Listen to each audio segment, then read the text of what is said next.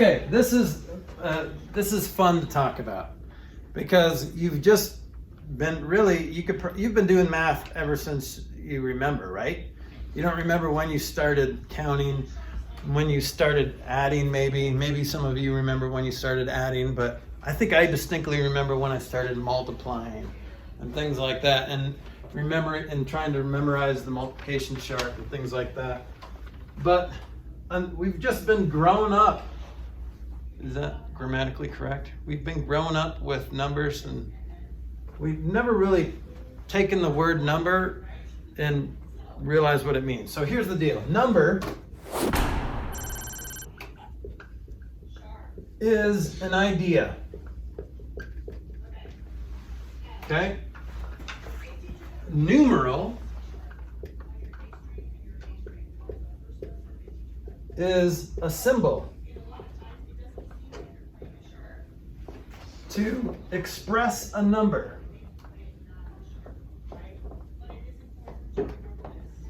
Okay? So this, what I just wrote is technically a number, but it's really a numeral. It's a symbol that expresses the number. Okay? This is the number 3. This represents the number 3. This represents the number 3. Okay? This represents the number 3. Okay? If you are looking at 3 blind mice, those blind mice, that represents the number 3. Okay? So what is that? Well, they're mice, but you could also say that's 3. You could. Okay? This class is 9. This class represents the number 9. Okay? All right, so if I had 3 people here, very attractive people. I'm terrible at just stick figures. I don't have time for stick figures. But this is all represents, here's a good way to call it 3-ness. This all represents 3-ness, okay? So the number 3 can be expressed with different kinds of symbols. Well, we have a 10-part symbol system, yes. Does that say repress? Did I say repress? Represent. I think I was like getting ahead of myself talking about ness, like 3-ness, represents. This is what happens when you try to talk and write at the same time. Don't do it, okay? I'm sorry. Is it still wrong? No. Okay. Represents 3-ness. All right, now we have a 10-part system. Do you guys know what the word for 10-part means? It's a Latin word. 10 parts of something. When you, let's see here. What's another 10 parts? 10 parts of it. Well, what's 1/10 of a meter? What's that called? That's 1/100th. What's 1/10 called? Decimeter. So this is a decimal system. So decimal system means 10 parts. Just like decimeter means 10 parts of a meter. To decimate something sounds like destroying something, right? That word we use like to destroy. That literally means to make something into 10 parts. If you decimate something, you cut it up into 10 parts. All right? Don't do that unless it's like steak. You can decimate your steak. It's fun to use that at dinner. It really goes over well. Okay, 10 symbols. So what are the symbols? 10 symbols. 0 is one symbol. 1, 2, 3, 4, 5, 6, 7, 8, and 9. These are the 10 symbols. I think the Hindus came up with this decimal system, and it works. and you'll find in your book, if you read the chapter, there's a little history behind where we got our decimal system. And that's actually going to be one of the questions on your homework. But this is the decimal system, 10-part system. So when we arrange these symbols in a certain order and put some of them together, they mean different numbers. This is genius. You know what was not genius? The Roman numeral system. Because they ran out of ways to write numbers. So after they got to like 1,000, they're like, okay, because why would you ever want a number over 1,000? We're never going to use that. It's kind of like memory on a computer. We're never going to use 1 gig of memory. Oh my goodness, that's more than we'll ever need. And then it fills up because our memory gets fatter, just like we do over the years. Okay, so the Roman numeral system didn't work, but this works because you could just keep putting numbers in different place value, okay?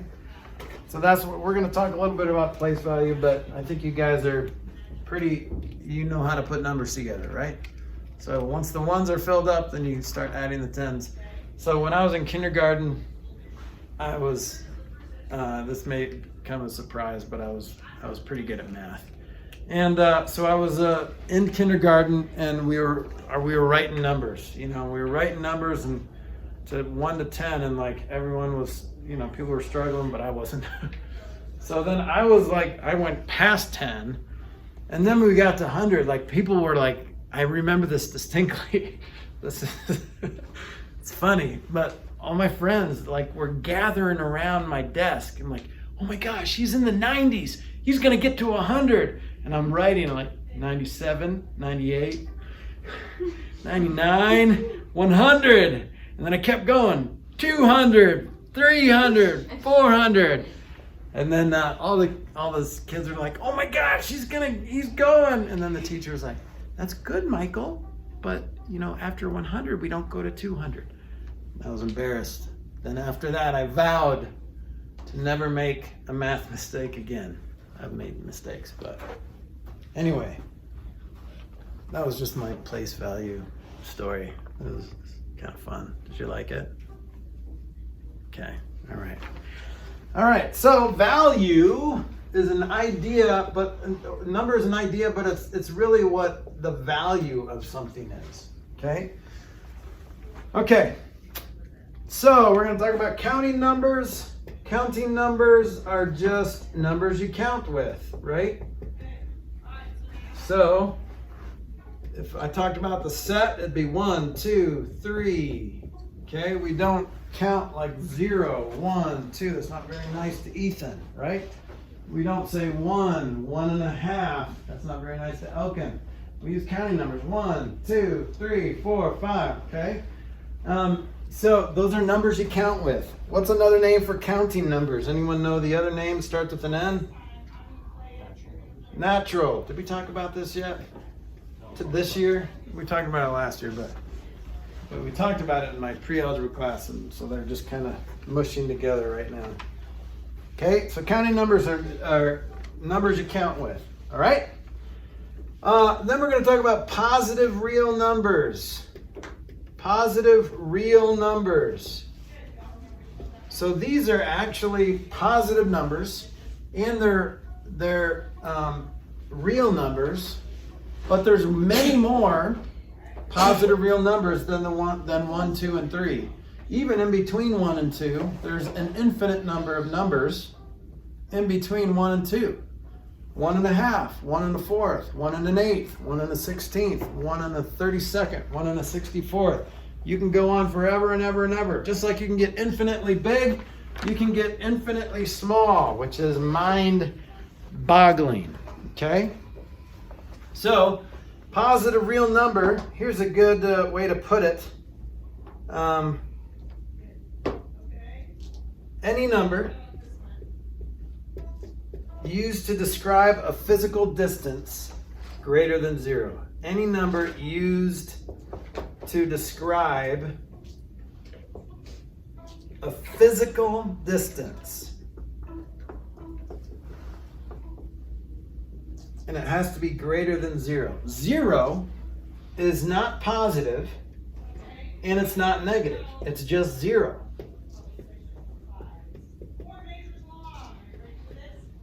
Okay?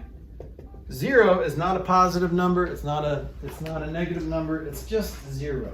It's special. But it is technically a distance of no magnitude. Okay?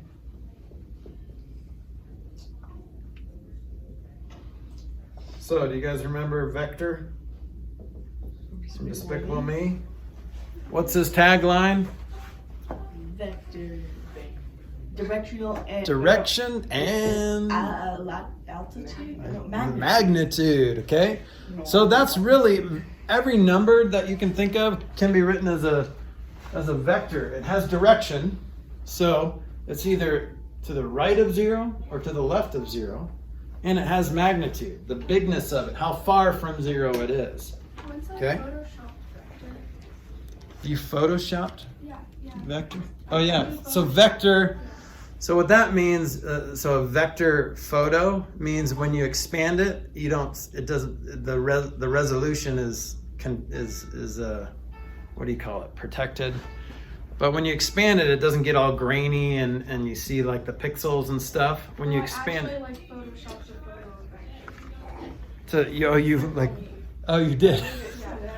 So I thought you were talking about a vector image. No. I'm talking about That's great. Okay, so 0 is not positive. It's a distance though. Negative numbers used to be like this impossible thing. Just like, why would you ever go over 1,000? Well, negative numbers used to be impossible. Like it was almost blasphemous to talk about negative numbers. Like, negative numbers? What are you talking about? And it kind of makes sense because if you think about negative numbers, it's easy to calculate math using negative numbers, but it's not like they don't exist. It's just a bunch of magnitude going the other direction. Okay? So if you are negative $50 in your bank, that money is somewhere and you spent it. Okay? It's not like it doesn't exist. It's a quantifiable quantity. That's redundant. But it's just going in the other direction. So negative numbers used to be impossible to the ancients. I don't know how ancient. I don't know how many years ago we decided that negative numbers were okay to talk about. But we didn't even mention them. They were just like, what? So to us, we say all positives have negative counterparts. Okay? So every positive number has like this evil twin. We call them signed numbers. So signed numbers, just like vectors, every number has direction and magnitude. Signed numbers are both positive and negative.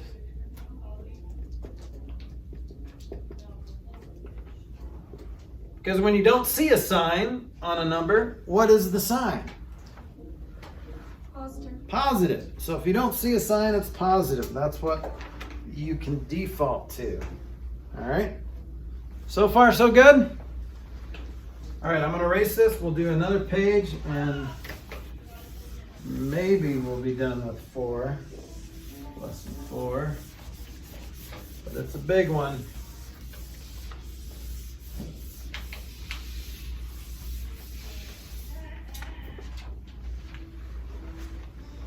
Okay, so when we talk about the number line, a number line is nice to be able to visualize all of our signed numbers. Okay, because on a number line, in the middle, we've got 0, and 0 is called the origin. What does origin mean? Beginning. Like the beginning. So that's kind of where it started, because that used to be the smallest number that you could think of, right? Or was 0. All right, but now that we have negative numbers, we decided to go in both directions. So when you go to the right, you've got positive numbers. When you go to the left, you've got negative numbers. You guys know this.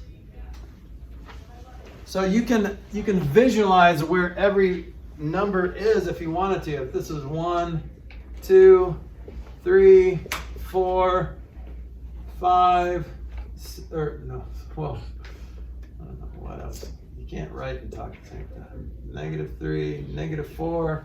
So if I wanted to graph some numbers or plot points on a number line, for example, 1.5 would be about right there. You go halfway and you say 1.5. If I wanted to graph pi, then that would be a little bit after the 3, so that's like where pi would be. Okay, so you can technically try to graph all these numbers. Pi is a little bit trickier because you can't be exact, right? But you can get really close to your eye. You can get as close as you possibly can to pi. Okay, so we use symbols. 2 is to the right of 1. So we say 2 point is, and then an arrow pointing to the right of 1. Okay? These are, they're called inequality symbols because 2 does not equal 1. 2 is greater than 1, so that's an inequality. Or we call them comparison symbols, okay? So every positive number has an evil twin counterpart. So every positive number has a negative counterpart, except what? Which number? 0. And vice versa, right? Every negative has a positive counterpart. They're opposites. We call them opposites. So when you hear the word opposite in math, we're talking about the sign. So the opposite of 5 is -5. The opposite of -3 is +3. The opposite of pi is negative pi. Okay? So when you hear the word opposite, that means it's the negative or positive counterpart. Okay? All right. I think we're good there. One more page. Oh, it's like 1.5 more pages. But we're good. We're good. Okay. Wow. Now we're just jumping into multiplying fractions, apparently. So, let's get there. Now, multiplying fractions is so much easier than adding fractions. Even dividing fractions, so much easier than adding fractions. Why? Because you don't have to find a common denominator. Right, you don't have to find a common denominator. If you do find a common denominator and multiply, it's not wrong, but you're just making it way more complicated, okay? Dividing, there is a method to dividing fractions where some people find a common denominator. And once you have a common denominator, you just grab the two numerators and throw them over each other, and there's your answer. So that's kind of cool, but we can go over that if you want to later. But for now, we're talking about multiplying fractions. So it's real easy. It's just numerator times numerator over denominator times denominator. Remember, in the numerator is the top number, and the denominator is the bottom number.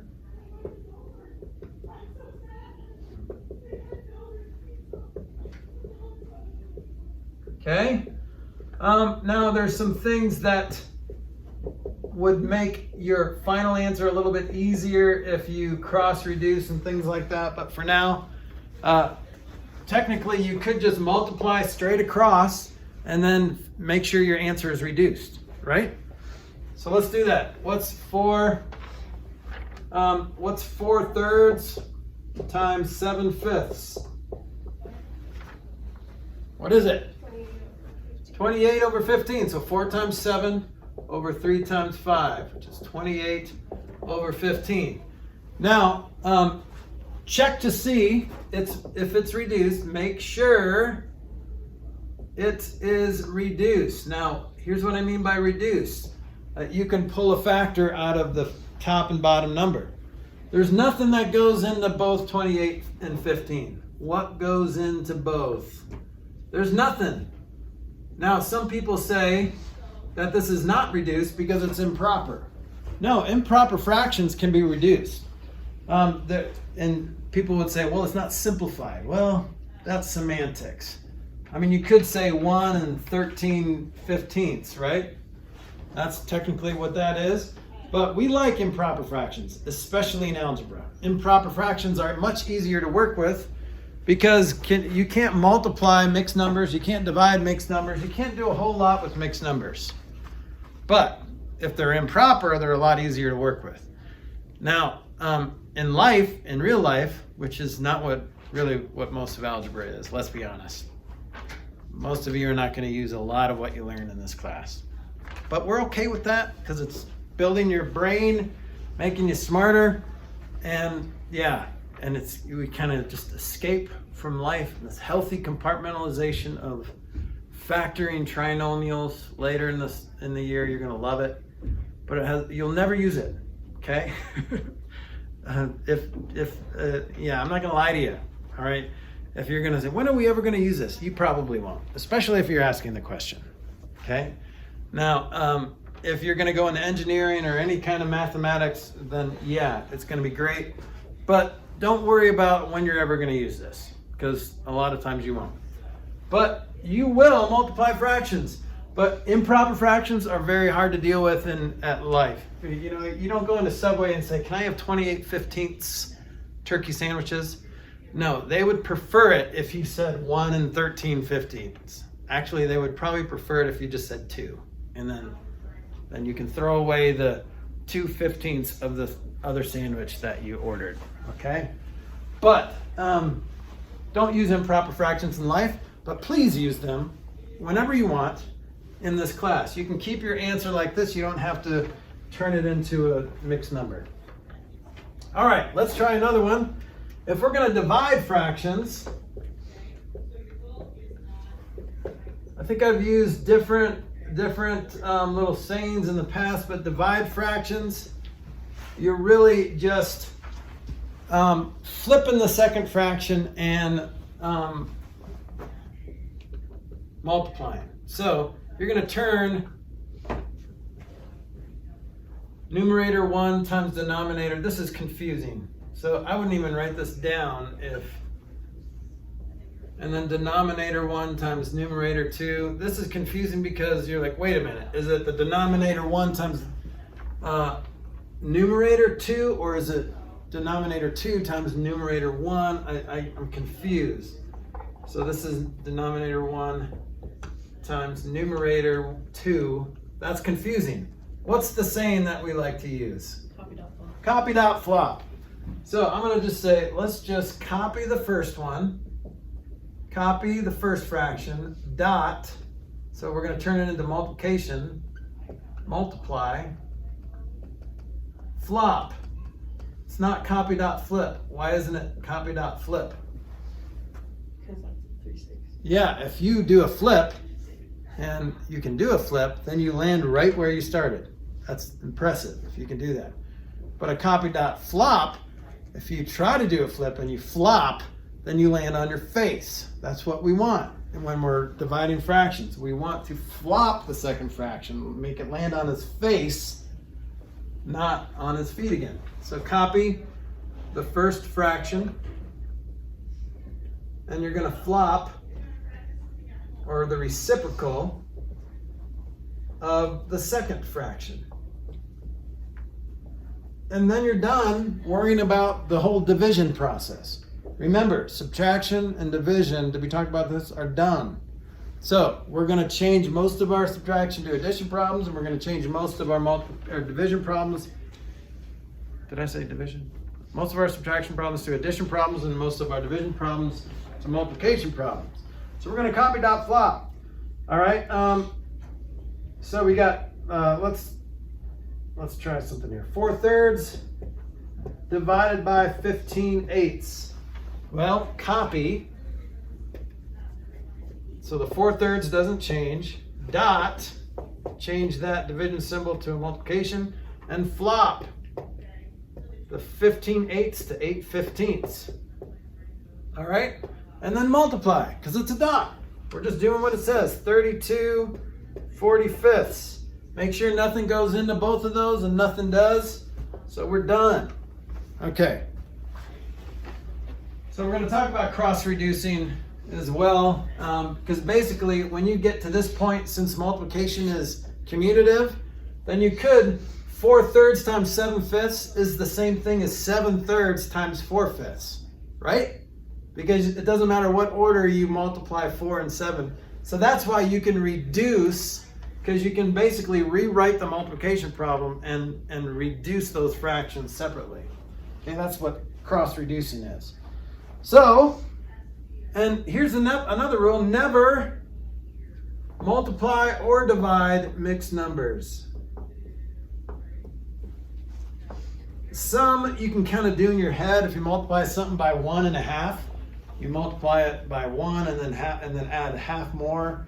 Well, don't do that. Let's just change them to improper. So 2.5 times 5 1/3. Change to improper. How do you change 2.5 to improper? What is it?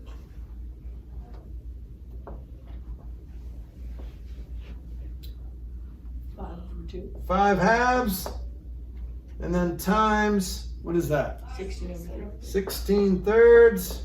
Okay, and now I'm going to cross reduce because I get to 5 and 3 you're stuck with. Nothing goes into both 5 and 3, but you can reduce the 2 and the 16. 2 goes into both 1 time and 8 times.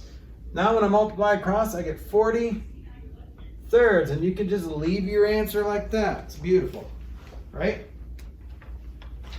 So probably the most complicated, and really it just means 2 extra steps, is when you try to divide mixed numbers. Well, first of all, you have to change that division to multiplication, but you can't do that yet because you have mixed numbers. So first, before you do that, you have to change them to improper fractions. So 3 1/3, remember this means division, divided by 2 1/5.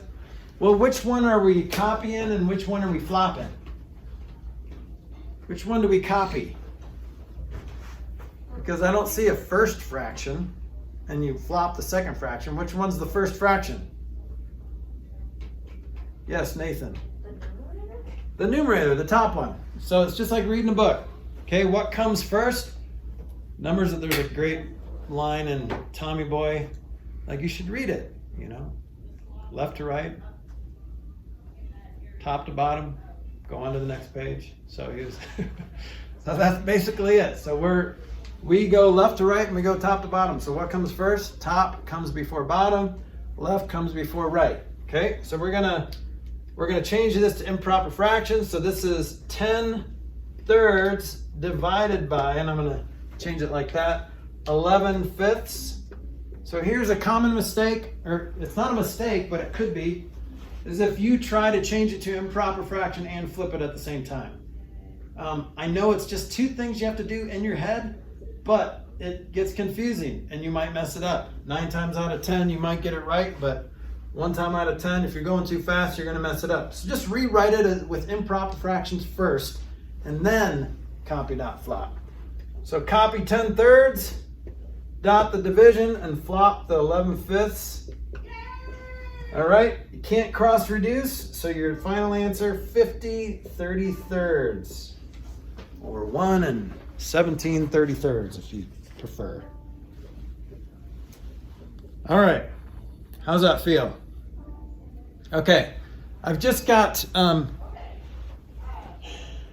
really, we can go over some of this on Thursday, but for now, we're talking about the different parts of an addition problem, a subtraction problem, a multiplication and division problem, like add-in plus add-in equals sum. The ones that are hard to remember are the subtraction problems. Anyone know what the parts of a subtraction problem are? The blank minus blank equals the difference. I think most people remember the difference, but what are those 2 weird names? Anyone know? Nathan? Number and number. It is a number, but there's a specific name and it's weird. So see if you can do that and bring it to me on Thursday. All right. Well, let's get going. So we're gonna finish up lesson 4. We talked about, where did we start? Such a long journey. Talked about number as an idea, a concept. And we did talk about the number line a little bit. We talked about perimeter and circumference. You guys remember? Good times. All right, so now and then we did talk about multiplying fractions. Numerator times numerator, denominator times denominator, basic operations, the different parts of problems. Did we get that far? Get to different parts of like an addition problem, different parts of subtraction problem. That's right, because was it you, Zan, who said the only reason you know that is because you were helping your brother? Okay, so what are the different parts of an addition problem?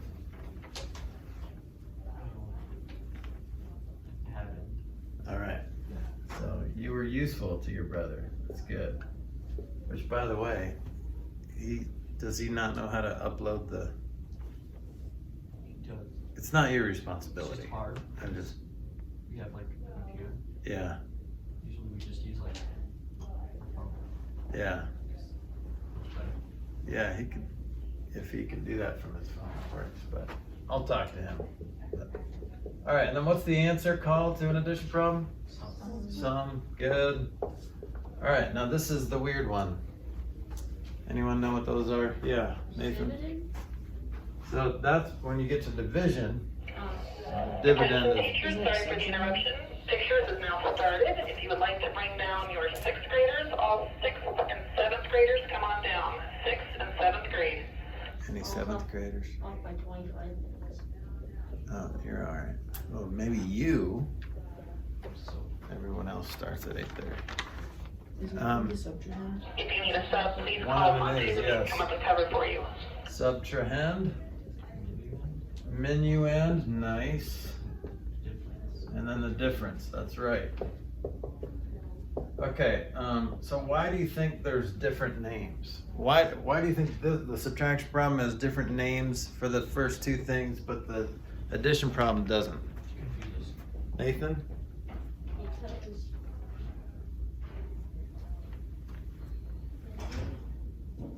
Because one number is bigger than the other number every single time, except if you're trying to get negative. Unless it's a negative number. But there's a point to that. Do you have an answer? Because in addition, you can swap the two numbers. Yeah. It's a huge difference, but in subtraction, it actually makes a difference which one comes first. That's right, because if you do swap them, then it's actually the opposite answer. 5 minus 3 is 2, but what's 3 minus 5? Negative 2. So the first one matters and the second one matters. So you can't reverse those. So that's a, you probably never have to remember these unless you're on Jeopardy or something, I guess, because but the point is, yeah, they're different words because the order matters. But you guys knew that. All right, so, and then multiplication. What are the 3 parts of a multiplication problem?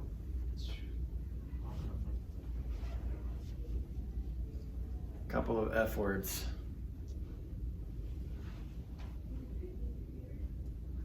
Nothing? No, you don't remember? Factors. Factors, that's right. So factor times factor. What's the answer to a multiplication problem? Starts with a P. Product, that's right. Okay, so this is important, especially when we start to translate word problems into algebraic statements. So if the product of 7 and a number is 21, what is the number? Those kind of problems. You need to know what these words mean. All right, and then we've got our division problem. Someone said dividend. Where's the dividend go? Is that the first one or the second one?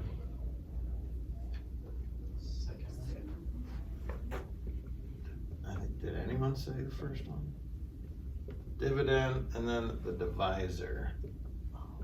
So divisor, another word for devise is divide. So divider. So this is the divider. This is what you're dividing out of something. So 12 divided by 3. 3 is the divider of 12. Okay? Then what's the answer? Quotient. That's right. Okay. Same reason here why there's two different words, right? Because order matters. 12 divided by 3 is 4. 3 divided by 12 is the inverse of 4, or the multiplicative inverse, which is when you swap it, flip it upside down, so that's 1/4. Okay, so these are the basic operations. And just a quick reminder, oh, by the way, this is, most of you know this, but sometimes, again, you might be rusty. To multiplication, the symbol can be an X, but we're trying to steer away from X's, right? Because we're in algebra now, and we're going to be dealing with a lot of X's.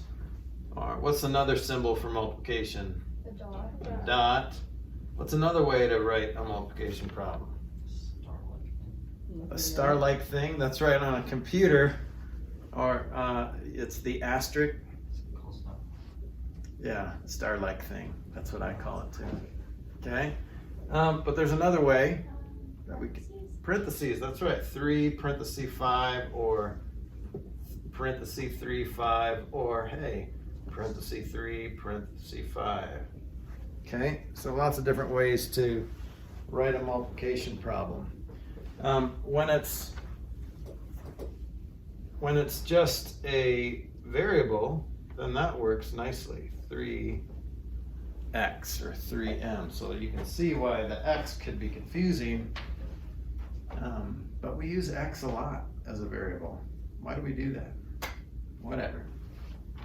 Okay, so and then so decimal operations in all these guys, most of them are pretty easy to remember. Decimal operations, when you add, you just line up the decimals, and if there's no decimal, then you justify it, right? So the decimal is always on the end if you don't see it, so you line it up. So you've always lined up the decimal even if you don't see it. Line up decimal, this is for adding and subtracting. Subtracting, you may want to add zeros. Okay, not necessarily on the end. Add zeros to fill in the gaps to make it less confusing. Because like 5.1 minus 3.98. Your brain will, at least my brain does, but my brain automatically wants to go put an 8 here. Okay. See how that's not good, because subtraction is not commutative, it's not reversible, so make sure you add that 0 in there, okay? All right, and then multiplying, this is the weird one. Anybody remember the word or can describe the rule for how you multiply decimals?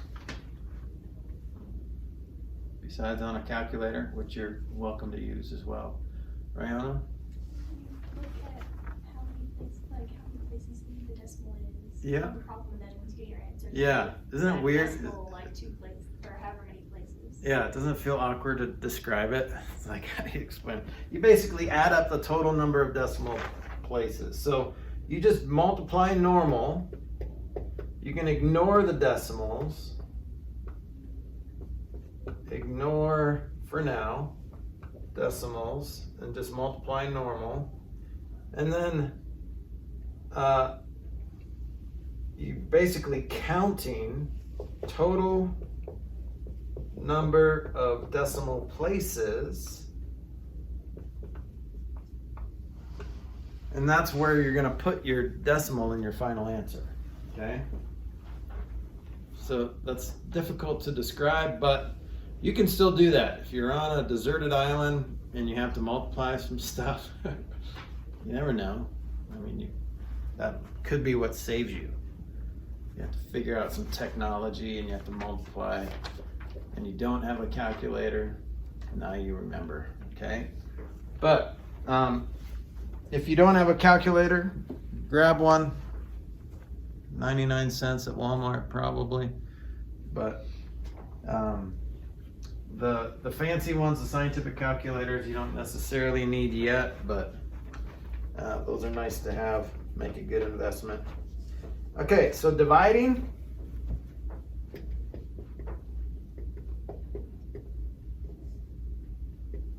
What's the first step in dividing decimals? What do you have to make sure of? You don't always have to do this step, but what do you have to do first? Or what do you have to check for first when you're dividing decimals?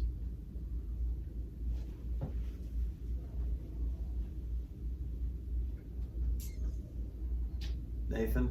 Gotta move the decimal up. That's the second step. Oh. And most of the time it's the first step. But if you are dividing by a decimal, if there's a decimal point in the divisor, then what do you have to do first? Yeah. Gotta move the decimal point both on both Yep. numbers. So first you have to change decimal divisor to a counting number. And then, of course, however many places you do that, it's whatever you do to the top, you do to the bottom, right? Or whatever you do to the bottom, you do to the top. Because that's really what a division problem is a denominator or a numerator divided by a denominator, right? So if you're moving the decimal, you're basically multiplying by 10 or 100 or 1,000, right? So if you do that on the bottom, you have to do that on the top. Whatever you do to divisor, do to dividend. Okay? And then, so that's step one. Step two, move decimal up from the dividend and then divide normally, right?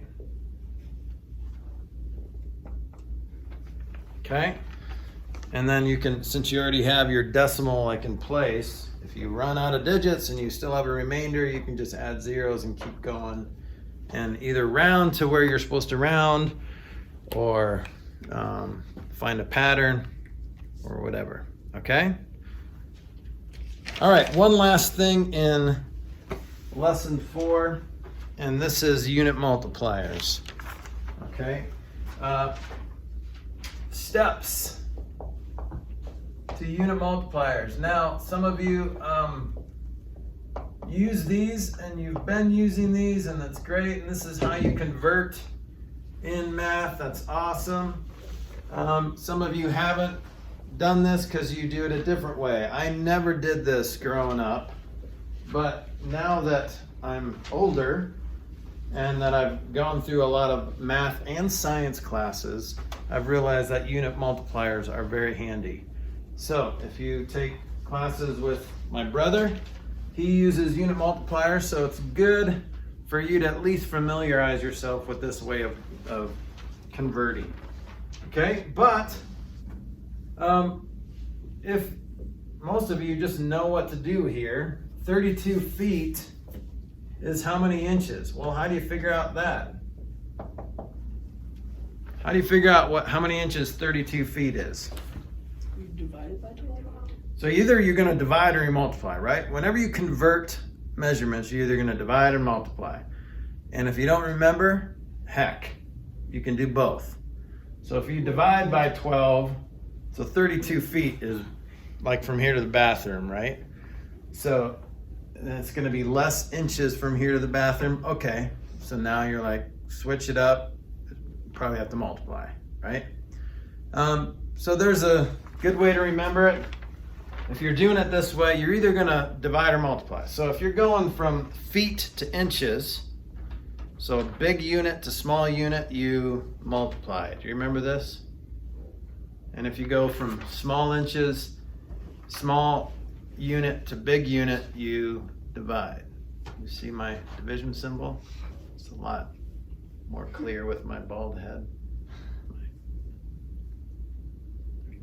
Here's the bottom dot right there. No? Okay. All right, so you can do it that way if you want, but if you use unit multipliers, you don't have to worry about that. Unit multipliers kind of takes your brain out of it, and it does the work for you. It does the thinking for you. So you just have to remember really 2 steps. Put first measurement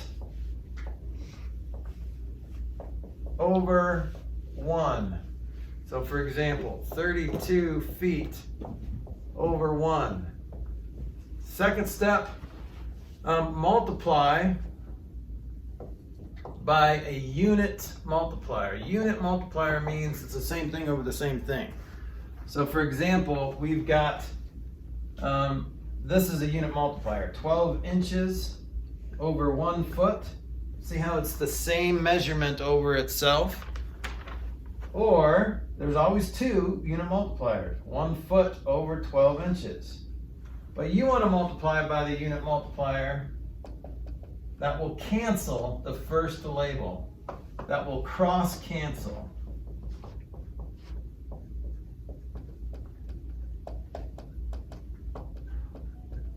Okay, so in this case, we're going to say 32 feet over 1. So what will cancel that? 12 inches over 1 foot or 1 foot over 12 inches? Well, this will cancel because the feet labels are diagonal. So that's how you cross cancel, right? This is like cross reducing, cross canceling. So then all you have to do now is multiply across 32 times 12 times inches. 32 times 12. Can you do that in your head? Do you know how you do that in your head? So 32 times 10 is what? 320. And then 2 more 32s. What's 2 32s? 64. So 320 plus 64. We can do that. That's 384. And then you're stuck with that inches label. And then you're just stuck with 1 on the bottom. 1 times no label. So then here's your answer. Okay? A lot of times, especially in this class, you can just leave it like this. Not like this, but your answer could be 32 parenthesis 12. So 32 parenthesis 12 inches. And that's how your answer might be in the back in your solutions manual. Okay? That's okay. We know that you can do that on a calculator and you figure that out. So you could even leave your answer like that. So both of these answers are correct. Okay, so there's some more examples. When it comes to the metric system, or actually, here's a big one that you might need to know. So 47.25 inches equals how many centimeters? Okay, well you can do the big to small, small to big thing. What's bigger, inches or centimeters? Inches. So you're going from big to small, you're going to multiply. The trick is remembering what you multiply by. What do you multiply by? How many centimeters are in an inch? 16 something. So 16 ounces are in a pound. So think about centimeters are about that big. Inches are about that big. So not too many. 2.54. Okay, so you're going to need to know this and remember it. So I'm going to use unit multipliers. So I'm going to say 47.25 inches. Don't forget the label. Times.